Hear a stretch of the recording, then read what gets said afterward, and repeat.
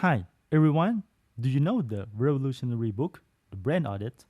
It's a game changer for anyone in business.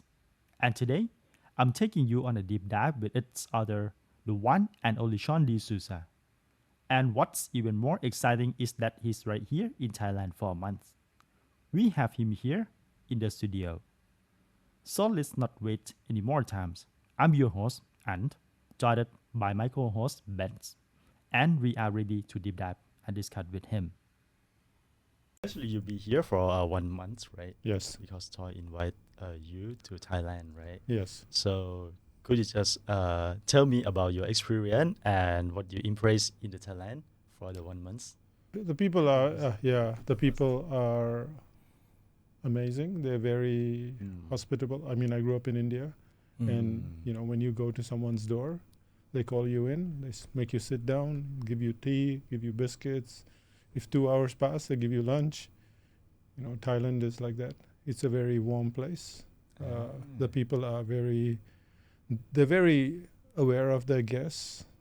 Somebody who's just come to their door, and they make every effort um, to give them a really good experience. So it's been really good for us. And of course, there's Thai food, which is not the best in the world. Oh, okay. It is. It's really good. Yeah. I mean, I'm joking because every time you ask a Thai person, they say, "Oh, Thai food is the best in the world." For Thai And people. then you say, "Yeah." You say, "What other food do you eat?" "Oh, no, I just eat Thai food most of the time." So I yeah, see. but it's one of my favorite foods. Mm. Yeah, I can't eat all the food because of some medical condition, but Oh, whatever I can is really good. So I yeah, see. After you finish the for a toy workshop, right? You went to Chiang Mai first, right? yes, And then down to the southern part, which is Pranburi, yeah. right? What you seen there? I mean, the differentiation between the Chiang Mai and the Pranburi lifestyle. Um, well, it's just the amount of activity, Mm. and there's more like real life when there is not so much activity, because people are just going about their lives at a normal pace instead of just rushing around. So we got to know people along the street, people serving, making a soup, or fishermen. It was really cool. Yeah. Ah. Whereas in the city people are always in a hurry. But even saying that they are in a hurry, Thai people are very courteous and very careful that they don't make you feel like, Mm. oh, you're in the way. Mm. They're always, they want to help you. They want to take you to some place and do something and feed you again. Oh. So it's good. Yeah. Wow, fantastic. And could you tell me that why you can stay in Thailand too long periods? Why? Because when we started out in business, we had moved from India to New Zealand. This is in 2000. And we were doing something similar to what we were doing in India, which is every now and then we would go on holiday. And then because you're a freelancer, I was a cartoonist then, I would go on holiday and then I'd come back, and then the advertising agency would say, "Oh, where were you? We tried to contact you." And I said, "I'm on holiday." And they said, "Oh, we gave this big job to this other cartoonist." Mm. And so I would feel bad about going on holiday because I lost money. And now they have another competitor, another cartoonist that they can go to. So I started thinking, how can I change this? How can I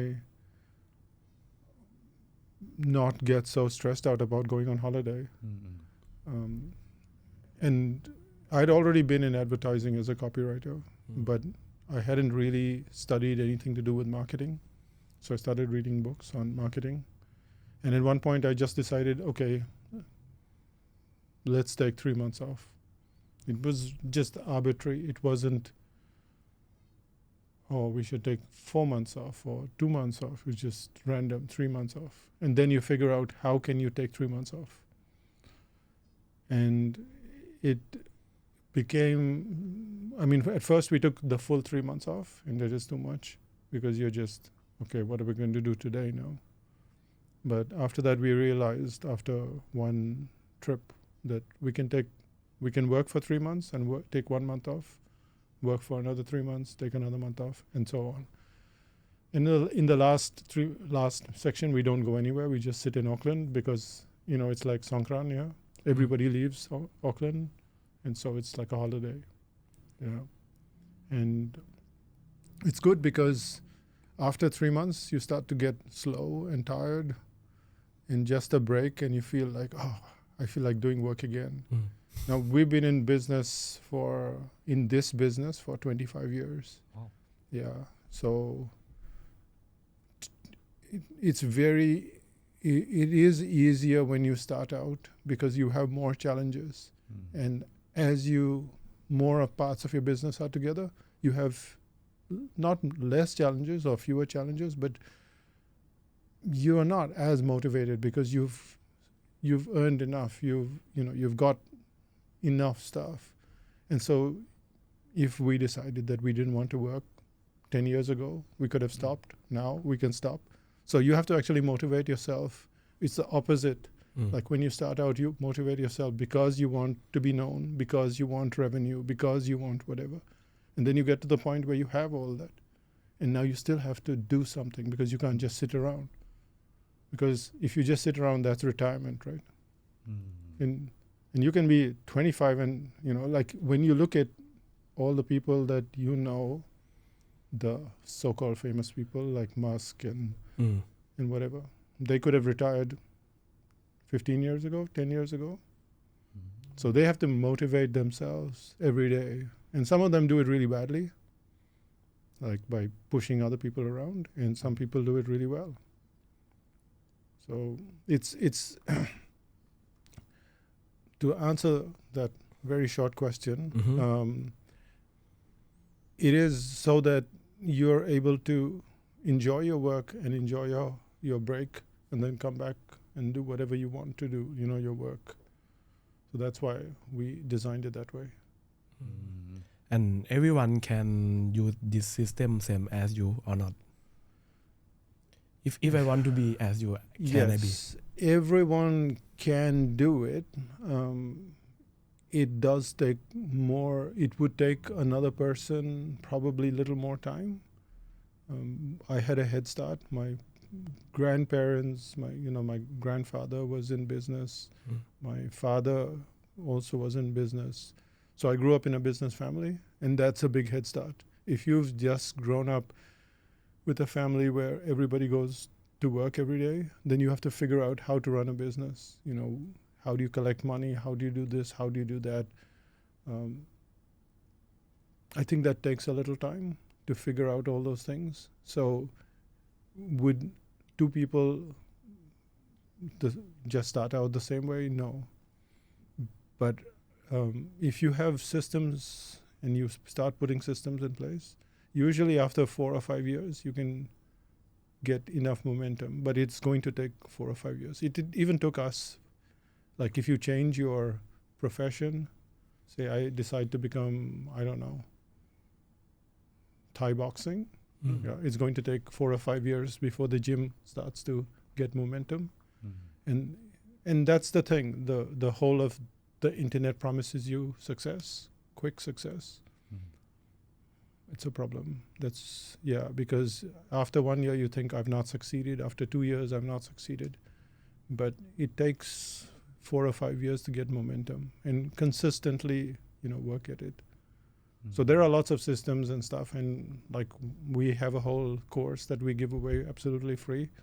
And if anybody wants to listen to that, that's fine. We can give them the link. It's not something that I can say in 5 minutes here. Yeah. And do you have any moment that you get stuck and how you figure out that kind of the issue in order to move your life to move forward? So you get stuck all the time. I mean, it's literally Bangkok traffic in business. It's like, you say, I'm going to go 1 kilometer, and you think I'm going to go 1 kilometer in 1 minute, but No, it might take 20 minutes. Some days it might take 1 minute. Some days it'll take 5 minutes. You don't know the answer to this question. And this is why whenever somebody talks about the future, they're only guessing. Nobody can tell you the future. Nobody. Like, no matter how certain they are, they cannot tell you about the future. So you're going to run into problems. That's the only thing that you know for sure. You're going to run into problems, and then you have to figure out, how can I fix this problem as quickly as possible? Who can help me fix this problem? And usually I have a rule, which is, if I can solve the problem in 15 minutes, I solve it. If I can't, I ask somebody else. Now, when I started my podcast, it took me 1 year or 1.5 years before I could solve all the podcast problems. I called in professionals, I paid them, it still didn't solve the problem. I kept asking the question, and then one day we were in Nashville doing our workshop, and one of the guys said, "You have this problem?" I said, "Yeah." And he said, "I can show you in 5 minutes." And whatever he showed me, I now do in 5 minutes. Actually, now I have a macro, so I just press one button and it does all the 3 things. Sometimes the smallest problem can take a year and a half, and sometimes a big problem gets solved in 15 minutes.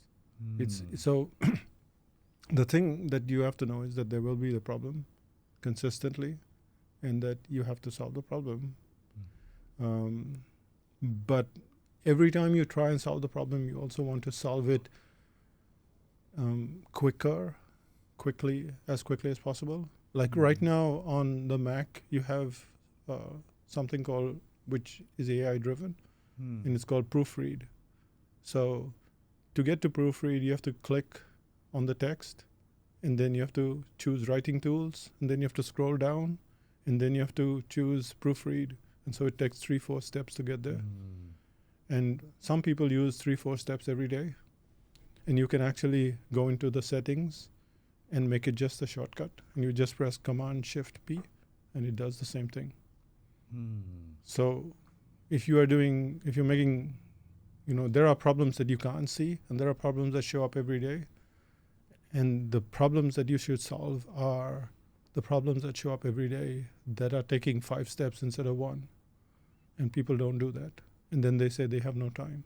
Yes, of course you don't have time. Do you have any kind of the secret sauce? Let's say, for example, right, if some people get stuck, right, in some big problem in Yes. their life, right, they can use this method to pull them up in order to move their life forward to the next step. So the thing is that there is always a solution to a problem, but you may not get that solution right away.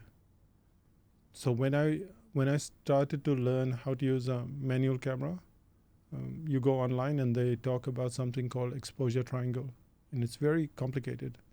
They say this is the aperture, this is the shutter speed, this is the ISO, this is how and it's just complicated. And you can go to 100 workshops, you can watch 1,000 videos, and at the end of it you go, I'm just putting the camera on auto. That's it, because I can't understand. But at some point there will be somebody who'll say, you know what, if you just do this, you will understand it very easily.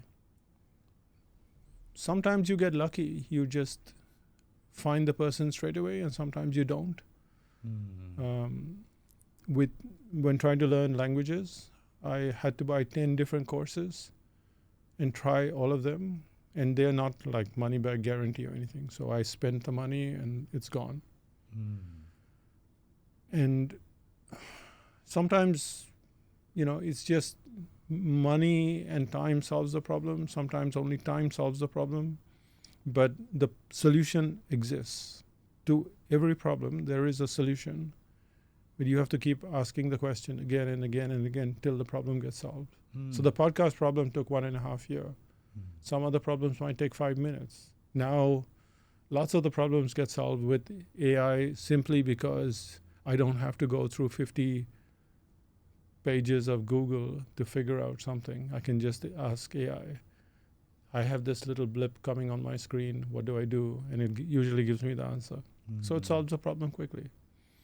But maybe you have, I don't know, a personal problem. and AI will not solve the problem. So then you have to figure out a way Yeah, to I solve agree. it. You have to keep asking. Yeah. Mm. Somebody will solve the problem eventually. Because based on my thought, right, I think everyone should have some framework in order to heal themselves to Yeah. be the happiness. Yeah. Yeah. Mm. Agree. Usually the framework is your friends, your family. Mm. They tell you when you're getting into trouble. They say you're having too much coffee, and you say no, I'm not having too much coffee, right? I have to have this coffee. Or they're telling you you're spending too much time at work, or you're on your phone all the time. Mm. And they usually don't complain straight away. They wait for a while before they complain, and then when they complain, you don't pay attention, and so eventually you will run into that problem because everybody's telling you that you're making a mistake, like your loved ones are telling you, and you're not paying attention. Mm. Sometimes kids in your family will tell you, they'll say, you're always busy, you don't play with me. Mm. That's a real problem. Mm. When a 5-year-old can tell you that you have a problem, that's a bigger problem than an adult. So we talk about the problem part, right? Yes. So let's talk about the happiness part. So what is the best moment? I mean, the best happiness moment in your life. Could you tell me? Just Oh. bring only one moment. I think that Mm. my definition of happiness is when you're not unhappy. Peaceful. Yeah. Mm. So I'm happy now. I'm happy. I was happy when I was having my Thai tea. So I'm happy. When I'm not unhappy, I'm happy. And then there are moments of joy. And joy is when you go, oh, wow, that's amazing. You know, like something unusual, unexpected. But the opposite of unhappy is happy to me. So generally, your whole life is happy. You're sitting in the car, nobody smashed into your car, your things haven't been robbed, you're happy. Yeah. And then maybe on that day you decide and you think, I'm going to take 1 hour to go from this point to this point, and you reach in half an hour and you go, oh, wow, that's wonderful. So that's joy.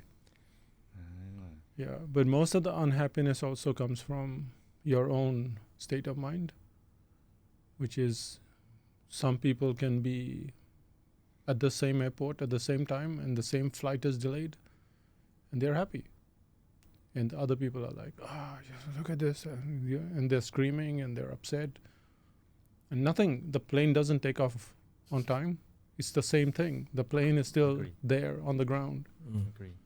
So it's difficult because if you're tired, then you're more unhappy. And that's the kind of the benchmark, which is you're working too much, you're doing. So when you're tired a lot, you get angry. You know, we met a doctor the other day and she said, I left the hospital because they made me work too hard. And then I would get angry with the patients. And the patients hadn't done anything bad. So she found her own way to be happier, not super happy, but happier, as in, I won't work so hard, I won't be so stressed out and tired, so I will be happier. So it's largely a mental thing. It's how you look at what is happening to you. Agree. I really like your attitudes about happiness. So does that mean we should enjoy my little achievement in my life? Yeah. So let's talk about the problem again, because I know this is first of all, congratulations, your books in Thailand, The Brain Audit, it's a reprint in only 20 days Yeah. for the second print. I think in the future this book is on fire in Thailand. Okay. Yeah, to be honest, I tried to find this book. I mean, the Thai version, they have a bookshop Yeah. in my office, but it's already sold out. Yeah. And this is, in a way, when people ask me often, they say, like, what one thing today should I do to be successful? Mm. And the answer to that is there is no one thing.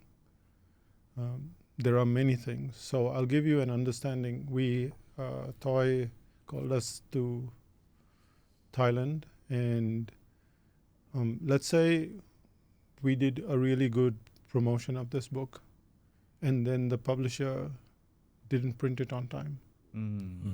So even if we stood on stage, even if everybody came, even if 300 people came, or 400, or 1 million, or 17 million, and there are no books. So no books. So 0 books got sold, right? 0 books will get sold. So a lot of people, they think that we have to do this one thing, which is if I just get on stage and I just do this, then this will happen. No. All the preparation that you have to do beforehand, the publisher has to come there with the right number of books. You have to make the right promotion. Somebody has to. So there are many, many, many, many things that have to be prepared, which is how things really work.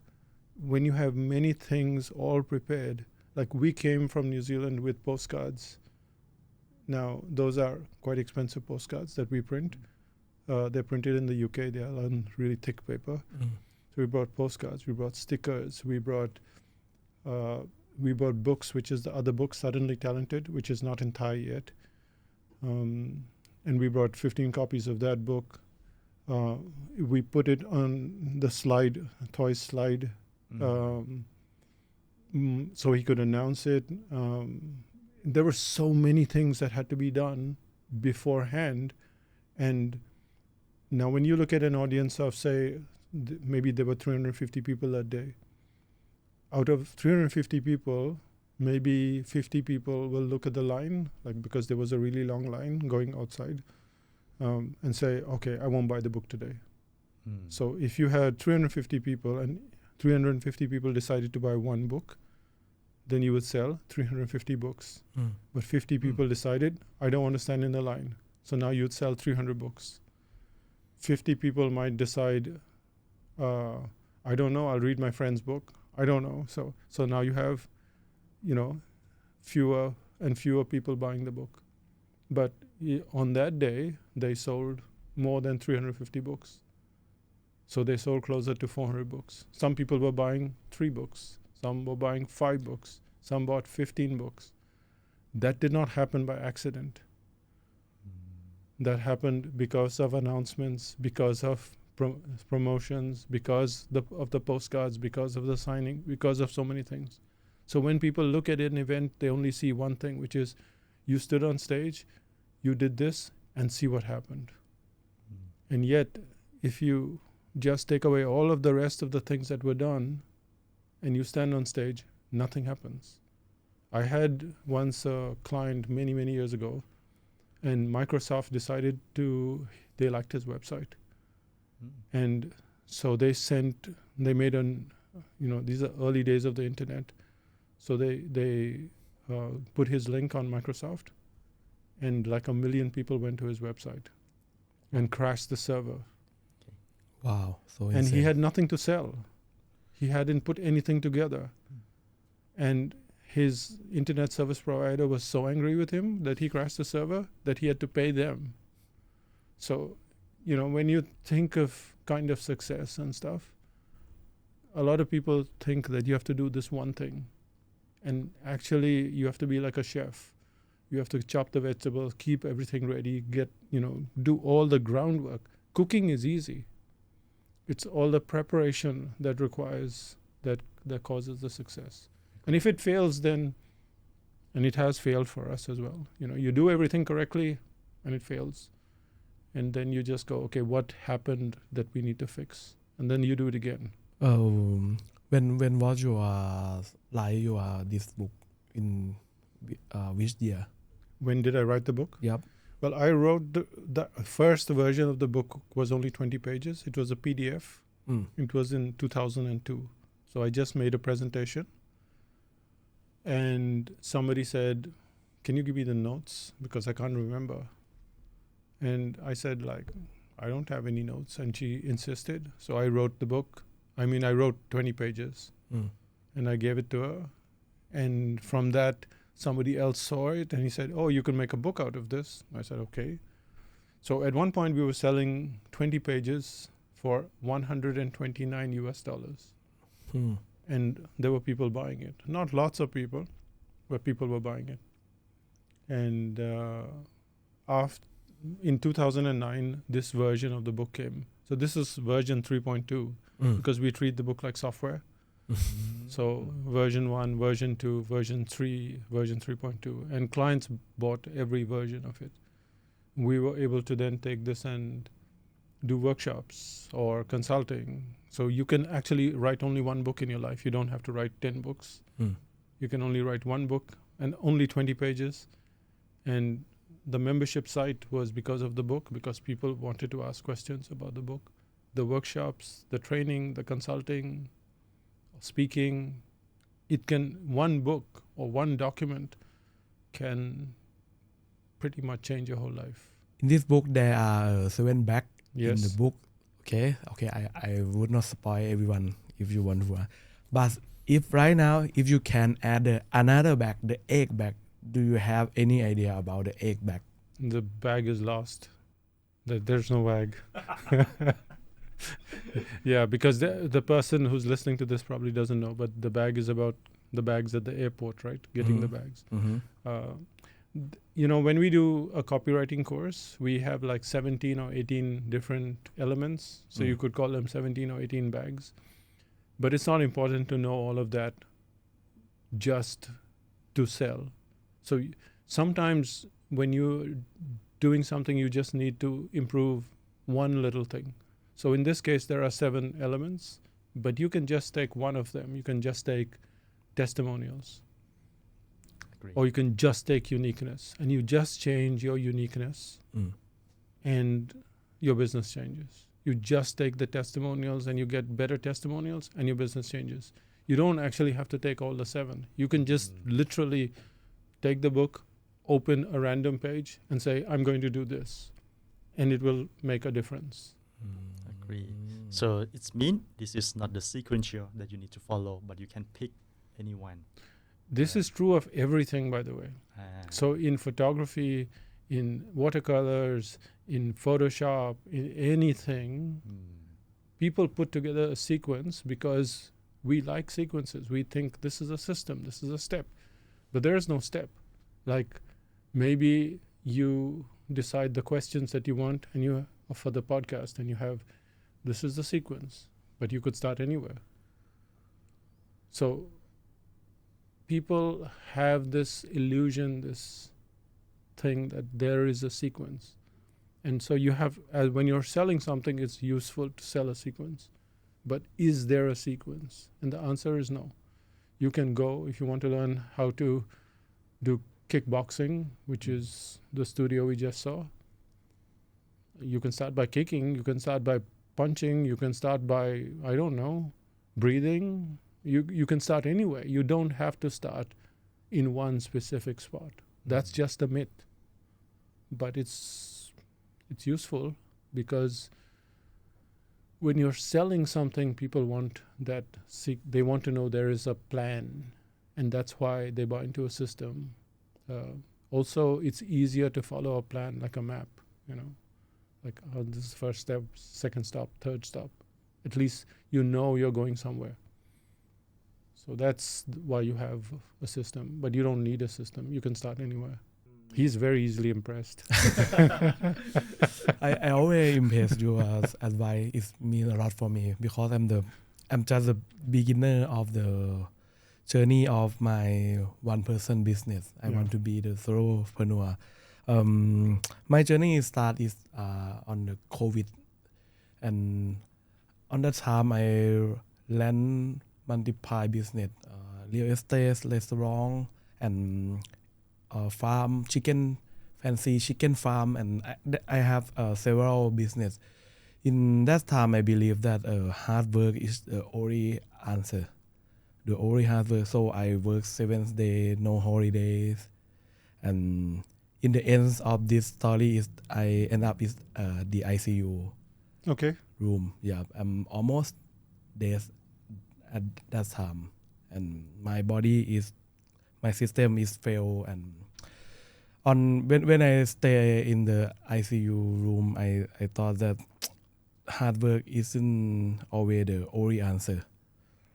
So when I come back to my house, I realized that the hard work isn't already the answer. So I think I need to find another way to build my life that I want to build. So that's why I'm start the journey that I'm become the solopreneur, and I just know this year that the rest is the path of work, Yeah, same as you. because Great. hard work is what your parents tell you, your teachers tell you. Yes. But there are maybe 4 billion people who work harder than you, maybe 5-6 billion. Mm. Like if you go into any village like we went to Plamburi, the fishermen, they go out at 5 in the evening and they come back at 6 in the morning, and the whole night they're there. There is no covering. If it rains, it rains. They're all working harder than you. Mm. They're when they bring the squid in, they bring it at 2 o'clock in the morning. So they're all working harder than you. And if hard work is the key to success, then they should be more successful than you. Mm. But hard work is not the key to success. Hard work is what people do when they have no choice, Mm. or when they give themselves no choice. Mm. So there is a difference between hard work and competency. And competency means that if you're an Olympic swimmer, then you have to be of a certain level. You have to be like 1 second faster or slower than the next guy. So you have to reach that level if you want to be an Olympic swimmer. But if you want to be a non-Olympic swimmer, you only have to be like maybe 10 seconds slower and never put in all the hard work. Like only 10 seconds slower. Like the difference between you and the Olympic world record is probably not much. Like if you just jump in the pool and swim 100 meters, it's not so much faster or so much slower than the world champion. Mm. Yeah. But the amount of work that the person has to put is because of the competency level. And that is at this level, like if you're in school at year 7 or 7th standard or whatever you call it, what do you call it here? Like if you're in the 7th grade, right? Mm. Yeah. Then you have to be competent to be in the 7th grade. Otherwise you're in the 6th grade. If you're not competent, you're in the 5th grade. So there is a certain amount of qualification you have to have. And that's all. You have to have a qualification, but you don't have to work hard all the time. And this is just the myth that, Success Magazine and Entrepreneur, and they tell you about these people who are not sleeping, eating noodles all day. It's not needed. I mean, to achieve what? Like what is the goal of all of the hard work? More fame, more money, more whatever. And then what? What happens? You just, I had a friend who, they used to work really hard in the US, and he was in sales, and he used to hate the party, the Christmas party. He used to hate the Christmas party because at the Christmas party, they would bring the champagne and they would say, okay, bonuses for everybody. And then they would say, now next year we'll double this. And he said, I already worked so hard this year. And they want to double it, means double the work. So people get this idea that hard work solves the problem. But I don't know. To me, it doesn't make any sense. You should enjoy your work, and then you shouldn't. So you have like a partition. When you say you have no time, it should be, I have no time to do any work anymore. Now I have to play. So there's playtime and there's work time. You go out there. I like photography and painting and cooking. So that's my hard work when I'm playing, and this is my hard work when I'm working. And I don't have to. Sometimes, like if I have a course or something, then there's little imbalance because you have to take care of the students. But you shouldn't be doing this all the time. So hard work is, how it is. I see you. On my hands, there is another book named Good to Great. Yes. Correct. Yep. How do you feel about this book, and what is special for you on this book? Okay, so people now, I've written to Jim Collins, and Jim and I have emailed back and forth, and he sent a book to me. Mm. But because this book made a difference to me Mm. when I was starting up the marketing business, and it asked one question: is what can you be the best in the world at? And to me, that was the most crucial question. And when people think of that, they think of greatness, as in they think of, I don't know, famous people. But Jim is also asking the question, if you are the guy who's cleaning the toilets, can you be the best in the world at that? You know, if you are a Uber driver, can you be the best in the world at that?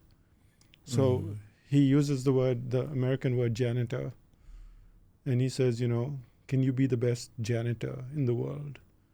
And I had to ask myself, like, what could I be the best in the world at? And at that point, when I was drawing cartoons, I didn't feel that I could be the best in the world at drawing comic strips, because Calvin and Hobbes, I don't know if you know the comic strip, to me that was better than what I could do at that point. And so I thought, what else can I do? And one of the things that I could do was I could get clients to come back again and again and again. And now it's, of course, time has passed, but, you know, one of the posts on Facebook today was one of my clients asking, can I get the Thai version? Because my son-in-law, he lives in the US, and he says, my son-in-law is Thai. So can you send me a Thai version of the book? And he has been with us for 25 years or close to that. So we have clients who have come back again. So we are like a little restaurant, and you keep coming back for food all the time. And that's what I started with. We have become good at lots of things along the way. But this book made me think of what could I be the best in the world at that point in time. And I think it's a good question to ask, because you don't have to be the best in the world. You just have to say, how can I do something differently or better? Or it doesn't have to be better. It can just be different. And that's kind of uniqueness, which is part of the brain audit, which is, what am I doing differently or better that people come back? So, for instance, we do courses online, and we don't give a money-back guarantee. And people pay, you know, 3,000 US or 4,000 US or whatever for the courses, but they come back again and again and again. So they do another course and a third course. And the question is, why do they do that? And that is because we run the courses because we guarantee the skill.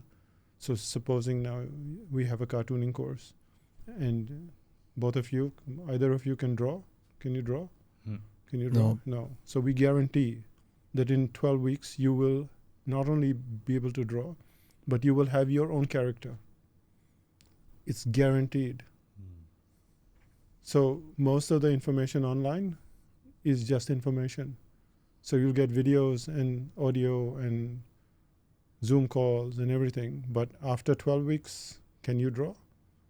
And our answer is, if you have 100 people, like you go and pick 10 random people in the cafe or 50 random people in the cafe, and all of them will get the same result. They will all have a character in 12 weeks. So once you have that, now the competition finds it very hard to copy you, because they have to do all the things that you are doing to achieve that goal. And so then they have to do things like, you know, promotions. They have to say, oh, we did this $1 million thing. We have to do this. We have to do that. So they have to do a bit of, like you call it, smoke and mirrors. Like, you know, just something like, just to bring up the whole level. But you can run a business with very few clients, and you can do something in a different way, and they keep coming back. Now, I have 2 cameras, for instance, and I have an SD card in it, which records, the SD card is where it records, you know, as you click, it goes on the SD card. And you can buy an SD card for $11, $20, $40, $80. I just paid $400 for the SD card. So one camera has a $400 SD card, the other camera has a $400 SD card. And people ask, why can't you just use a $11 SD card? Because the $400 SD card, it's like 18 times more stronger than the other one. Do I need something 18 times? Like, can I not have 4 times or 6 times or 8 times? I don't know the answer.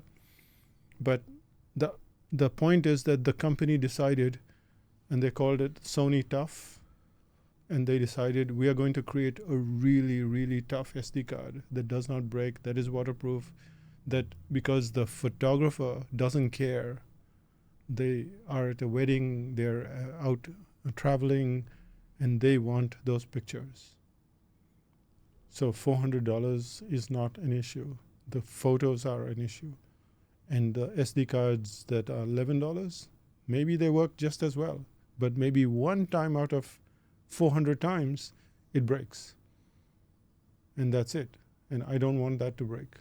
So I will pay $400 for it. And companies that start to think like that can charge a premium because the customer knows exactly what they're buying. And with this book, for instance, the customer knew what they were buying. They wanted to get to a certain level of greatness.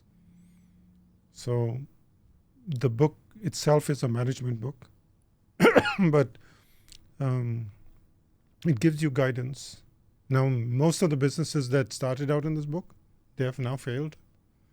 But that doesn't mean that the book is bad. It means that the people that followed a system stop following a system.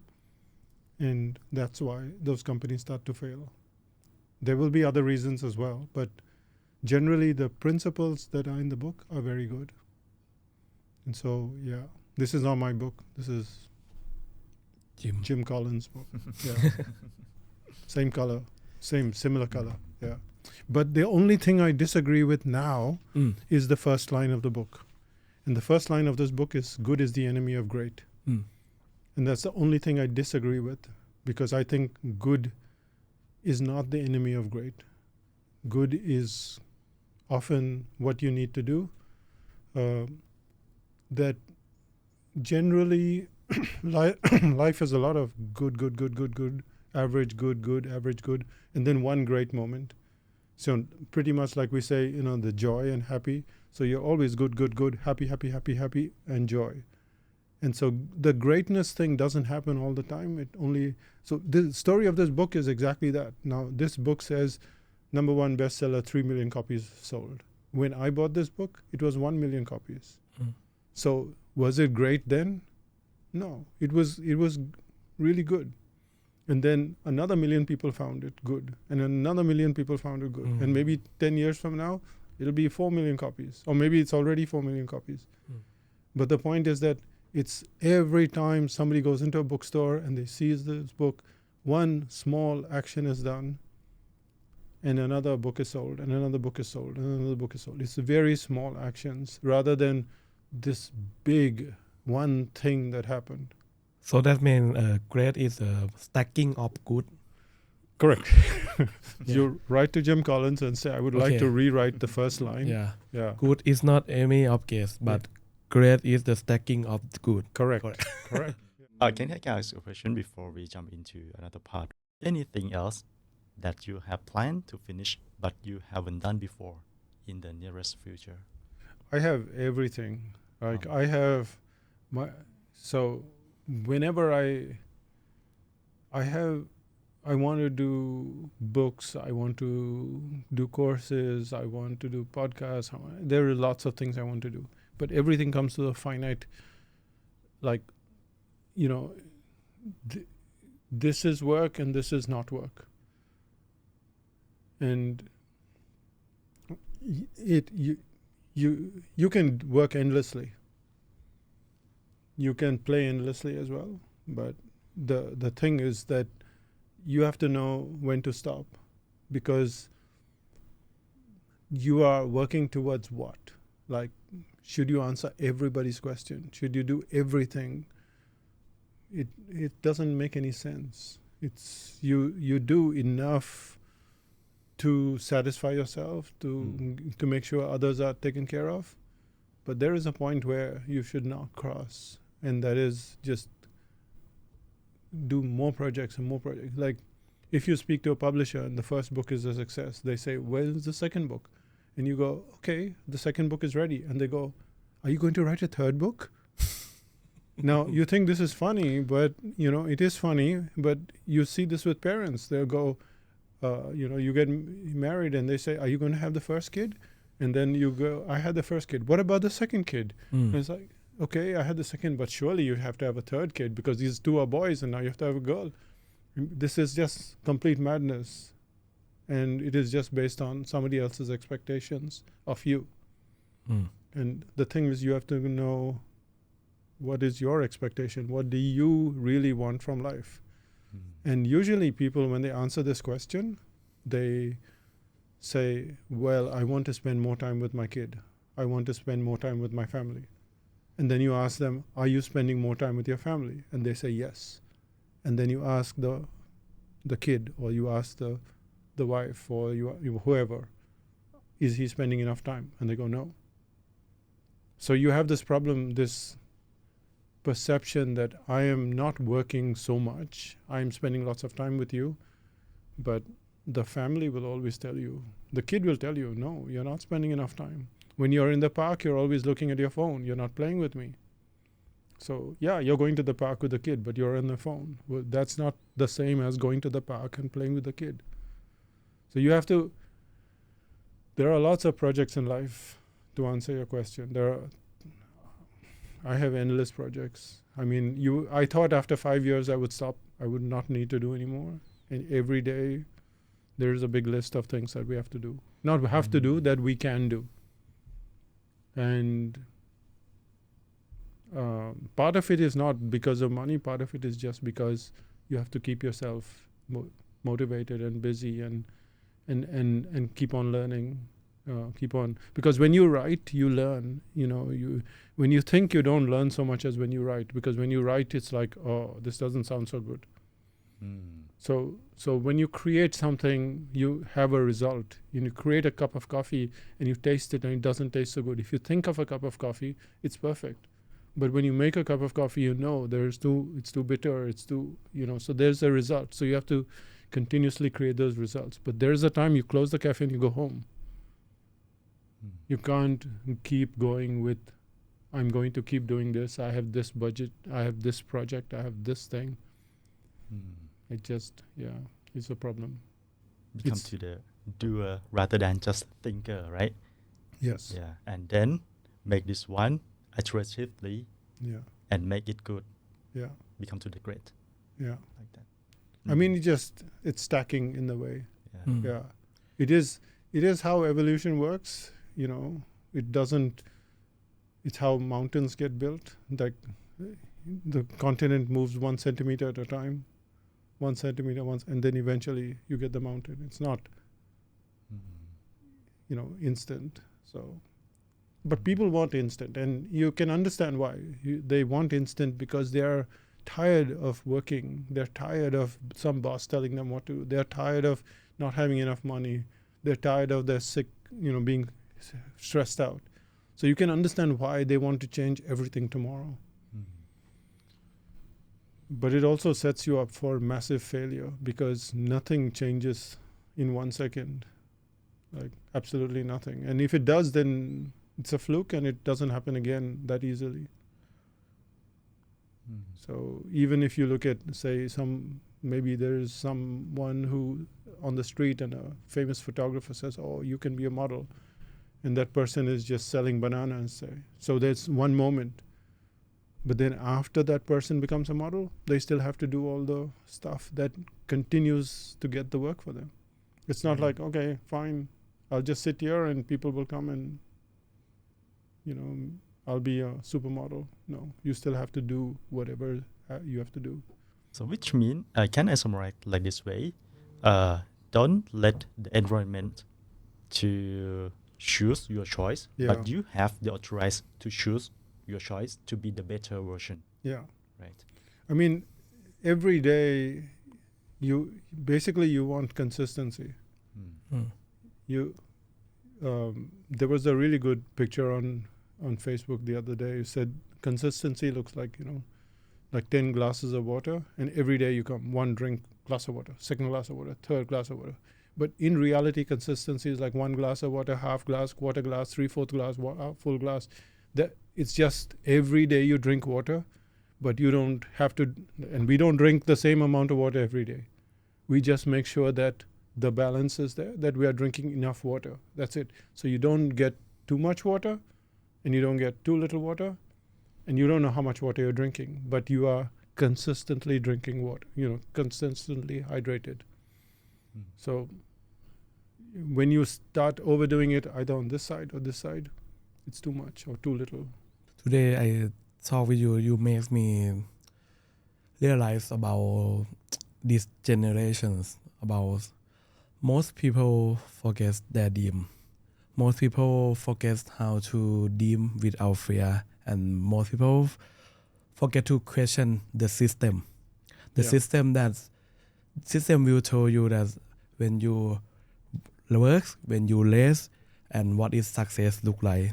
But if we follow the system, I think people will lose the chance to decide your own rights. Yeah, and for me, I think we don't let anyone to tell you how far you can go, and you have to believe in yourself.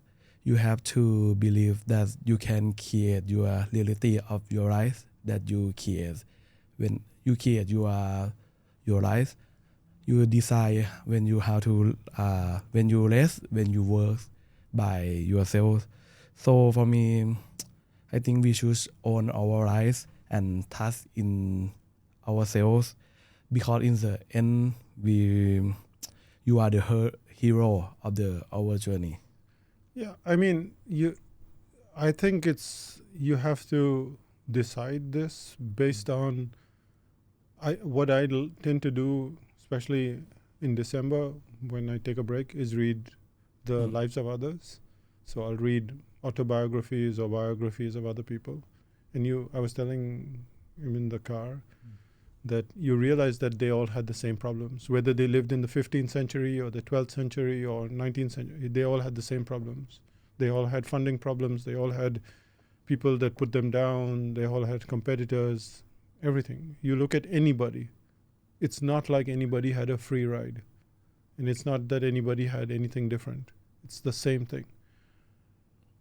So when you read about the lives of other people, and you after a while you realize that you can decide where you want to go. And for some people, they have to have lots of money. For some people, they have to have lots of fame. They have to have it. Because without it, they are nothing. They don't feel any happiness or even normalcy. So, okay, if that's what you have to have, you have to have. But for most of us, we are quite okay with limited amount of stuff. So the system is what sells books. If you take, yesterday we were sitting in a cafe and there was this woman and she was just sitting by herself. And she was having a meal and drinking a glass of wine, and she was perfectly happy. And that's a really boring story. Like, if you take that story and go, every day people come here, they sit, they have a meal, they drink a glass of wine or they drink some lime soda, and they're really happy. It's really boring. But if you say this person who's sitting here just made $2 million drinking wine, oh, now that's a good story. How did she do that? So that's what sells the magazine. Either massive failure or massive success makes for a good story, and they have to sell magazines, so they sell it. And the boring story is probably the story you want. It's boring to other people, but it's really good for you. This question comes from Marshall. Do you have a ghost in the New Zealand? I don't know. I haven't met a ghost. My wife's mother has met a ghost or seen ghosts, she says. But then I don't believe that. I mean, I don't know if he has seen any ghosts either. So, Okay, we're asking you. yeah. Because, you know, I don't know what the ghosts are doing. I don't know. Like, ghost of what? Ghost of only people? Like, why are there no ghosts of rats and ghost of dinosaurs and ghost of, you know, mosquitoes? Like, you kill a mosquito, then there should be a ghost. Why only people? Like, where did all the other animals go? All the horses and donkeys and Donkey ghost. yeah. Yeah. So if he's seen any donkey ghost, then I will believe him. Yeah, that's a good point. That's a good point. Do you scare AI? Do I? Um, Or am I scared of AI? mm, I'm probably more scared about the ocean warming than AI. Yeah, because you know, we all came at some level. We all depend on the ocean. We don't realize how much it is. And is AI already taken away lots of jobs, and is AI already causing enough trouble? Yes. Is AI also helping people? Yes. But we actually don't know the limits of AI. We don't know whether this is like a guy who knows 10 magic tricks and it's going to stop. Or do they know 5,000 magic tricks or 5 billion magic tricks? We don't know that answer. And nobody knows that answer yet. So is AI as amazing as it's supposed to be? You can't drive your Tesla with you know, on auto, because I can just throw a basketball on the road and it'll stop. But a human being can go around that basketball. But AI doesn't know what to do because it's never seen the basketball before, maybe. I don't know. So I think AI for now is a tool that people are using in different ways. Is it something to be scared of? I don't know. Like in the past, they would have some guy invading the town, and that would be something to be scared of. They would have famine, that would be something. So there are like a million things you can be scared of. AI is just one of the things. Whether you want to be scared or not depends on you. I think that you just have to do whatever you're doing and do it really well. And not drive yourself crazy to the ICU. And for sure. yeah, but there is really no point in being scared of AI, because we don't know what AI can do, and we don't know a world in which only AI works and humans don't work. That just means more traffic on the street because people don't know what to do. Yeah, so I don't know. We don't know the answer to this question. So if you don't know the answer to the question, sometimes there is no answer because we don't know how it will turn out. Wow. Okay, maybe last question. Yeah. So I understand that you spent time in Thailand about 1 month, right? Mm-hmm. And you're going to leave Thailand tomorrow. So anything you need to leave to Thai fan? Don't end up in the ICU. This is for him, right? Yeah. For me. Yeah. Yeah. So listen to him. Yeah, don't end up in the ICU. And yeah, just life is about happiness. So most people, when they leave their jobs and they start up a business, they don't do it because they want to be famous. They don't do it because they want to make lots of money. In fact, most of them say, if I could make the same money as in my job, I would leave it today. But then something takes over, and then they go, let's do more, and let's do more, and let's do more. And you just have to know, why did you start up in business in the first place? What is the reason you started up? Maybe it is to spend more time with your family. Maybe it is to get less stressed out. The question that you asked yourself when you left that question has to be asked every year. Why did I do this? And for me, why I did things is because I like to waste time. I like to just speak to the barista for 1 hour, and so the business pays for me to speak to the barista for 1 hour. I can just generate the income and then not have to meet a client or do something, and I can speak to the barista, and that's why I do what I do. And that's why, I mean, you have to know why you're doing. Why did you start up in the business for the first? What made you do that? And ask yourself that question and again, like every year maybe. Wow. Okay. Yeah, good summarization. Thank you so much, Sean. Yeah, Yeah. you're welcome. Thanks for today's Thank you for session. having me Thank you today. so much. Glad to talk with you today, Sean. Cool.